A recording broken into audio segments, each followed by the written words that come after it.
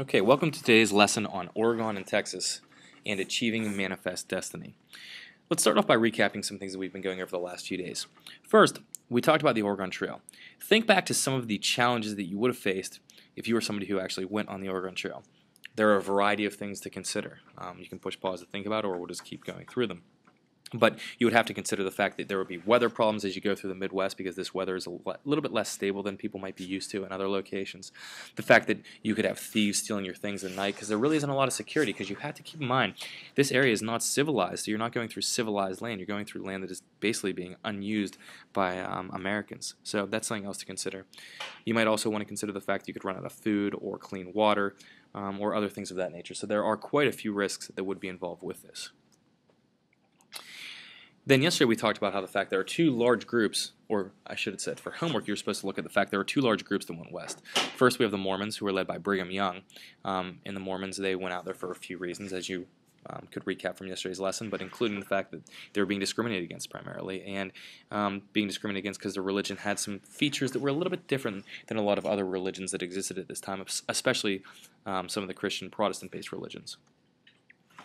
The other group that went out to the west were the 49ers. The 49ers were going out there with dreams of getting rich with all of the gold that was being found in California. The only problem is that while there are some people who got wealthy, there are a lot of people who did not, because as you progress throughout time, there's more people there and less gold. Therefore, there's not as much of a resource and not as much of a chance to make money, which led to a lot of issues, including a lot of crime, which is why vigilantes started coming out in great numbers. And that's when you see those old Western movies with the, the showdowns and all the guns ablazing. That's really where that comes from, is the idea of people out there with lawlessness. How do you maintain order? To get started with today, I want you to think about this. Imagine that you and your friend are playing basketball on a court when 15 other people show up ready to play. What do you do? So you're out there shooting, and let's just put it this way. Maybe you aren't as skilled as you want to be because you're missing the whole hoop there. But all these people show up. What do you do? Now, in this situation, most people are probably going to leave. And this is something that we're going to connect back here to the idea of Texas and what happens in that land, given that so many people from America are actually moving into the land. Our target for today: I can explain how Americans came to live in Oregon and Texas and how each became a part of the United States. And we're going a little bit old school here with our target today. Now, a quick background on Oregon. It was uninhabited by large numbers of Americans and Europeans prior to the 1800s. The one group that does exist here, however, are the Native Americans. In 1818, the United States and Britain agreed to allow each other to occupy Oregon, with the idea being that, you know what, if the two of us are there, we're not going to claim it as our land and try to kick the other one out just yet, because in doing so, it would really hurt us economically. Spain and Russia, on their end, decided that they were going to drop their claims because they didn't really have many people there. So, I referred to it before as all these different people were claiming the land. I also did tell you, though, that it was really pretty weak claims, so it's not something to be too concerned about. By the 1840s, there are way more Americans living in Oregon than British, though, and that's going to become something that people in America are saying, you know what, we really should gain all of this land. And as we talked about before, the Oregon country really made up a very vast amount of land that is not just modern American land like right here, it also included land that is included in Canada currently. Now, a quick little background on Texas. It was originally a part of Mexico, which was owned by Spain in the early 1800s, but as if you recall from a few weeks ago, we talked about how Mexico did gain its independence. And early on, Americans were shut out of Texas. However, that's going to change. In 1821, the Spanish and Mexican governments allowed a few Americans into this land that is Texas, led by a guy by the name of Stephen Austin, hence Austin, Texas. Why did they let Americans in there? That's something that we need to really think about. Well, here's something to look into a little bit more deeply. The relationship that exists is this. People from America want to go into Texas because they say, look, there's a lot of land there, we can bring our slaves, and that's an overall good situation, especially given that geographically speaking, Texas is close to the Mississippi, so it's not too far away for traveling purposes, and it's also very close to New Orleans, which makes it great for trading. For Mexico and for the Mexican government, well, they only had 4,000 Mexicans living there at this point in time, so they figured that these Americans would be able to come in and develop this land that really is being underused right now. Plus, they'll be able to control the Native American attacks, which will make it easier for more Mexicans to potentially move into this land later on and make money of it. And to go along with it, these people, as a part of their deal for coming here, they would become Mexican citizens, so they would actually convert to being Roman Catholic, and overall it just seems like a good deal for both sides. So early on, it starts out with in 1821 with 300 families, but by 1830 there are 20,000 Americans who are living in Texas. So that number is really 5 times the amount that there were Mexicans living there. The only problem, though, is that these people aren't really, putting forth their part of the deal, which was to become Mexican citizens. They weren't becoming Roman Catholic. They didn't really speak any Spanish, and a lot of people in Mexico are very bothered by this. So the Mexican government is going to make some changes here, because early on the deal was, hey, you give us a little bit of land here, and we'll give you our allegiance. We'll practice your religion. But as it progresses, these people say, you know what? We're not really going to follow through with that stuff. We're just going to kind of do our own thing and maintain our culture while using your land. So from the Mexican government, that's not really a fair deal at all. What ends up happening is in 1830, the Mexican government made it illegal for Americans to move into Texas. So no more Americans moving in. Their big fear is that the Texans are going to try to join America. They said, look, they're too American. They're right on the American border. They're going to try to just join and be separate from us. And that was a pretty legitimate fear because the United States actually had tried to purchase Mexico 2 times before this. So, it definitely fits in.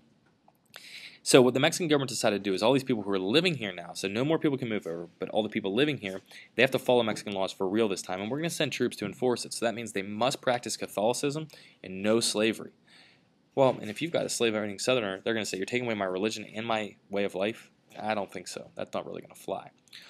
What ends up happening is there are some battles, and Texas declares its independence. They're led by the guy by the name of Sam Houston. So we've got Stephen Austin, Sam Houston, a couple of the big cities in Texas here. The Mexican dictator Santa Anna sent a large army north. He ends up defeating a large group of Texans at the Alamo. If you have ever heard about this, this is all of the Texans died fighting here to gain their independence. And while it was a victory in a sense for Mexico because of this, because they destroyed all these people, they also caused a lot of people to want to join in on the side of Texas. So it actually kind of hurts in the long run. The Battle of San Jacinto then occurs, and that is won by the Texans, and they are able to gain their independence, and they form what is known as the Lone Star Republic. Texas today is known as the Lone Star State, and that fits in because Texas is a state. At this point in time, though, Texas is not a part of America. They're just kind of like this independent nation, I guess you could say, for the time being. And we'll talk about how that fits now. Now, let's look at this overall situation here of some problems that exist with the new territories. The Oregon country was still in dispute with Britain, which is one big problem that we need to get figured out here because we want Oregon, but Britain owns some of it. There's also this fear that if we add Texas, that it's going to lead to a war with Mexico. So people are saying, nah, we shouldn't add Texas. So now that means we have 2 lands that we want to gain that we have a lot of Americans living in, but we're too nervous to get them because we might start wars. The other thing that's going to become a big issue, and this is going to be the focus of the rest of the third term, is the idea of are we going to allow slavery or not in these new territories? People in the north say no, people in the south say yes. So that's something that we really need to consider. Now, the election of 1844 comes around, and it features James K. Polk, who is nicknamed the Expansionist, against Henry Clay. In this election, James K. Polk wins because he supports expansion in America. He basically says, if we need to go to war, whatever, we'll go to war because we're going to gain this land. And people actually do support that. So he takes office in 1845, and shortly thereafter, he's gaining all this new land. In 1846, he makes an agreement with Britain, and he decides, okay, we want to add all of Oregon, but we don't want to get into a war with Britain. So what are we going to do? So there's James K. Polk. Now, one of his campaign slogans here is 5440, or fight 5440 being this line up here.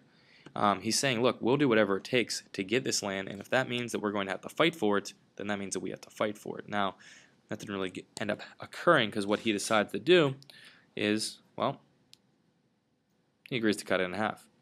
And what happens here is America gets all the land below the 49th parallel, not the 5440. We're talking about lines of latitude here, by the way. But everything below the 49th parallel, which is right here, giving Britain everything above that 54, or from the 49th to the 5440 line. So that's the end result with Oregon. It's resolved, no war, but we've gained some land here. Texas is another story. Sam Houston continually tries to convince the United States to annex Texas. However, the Senate is refusing. Their big concern is that it might lead to a war with Mexico, so we don't want to do that. Well, here's what Sam Houston ends up doing, which is pretty intelligent.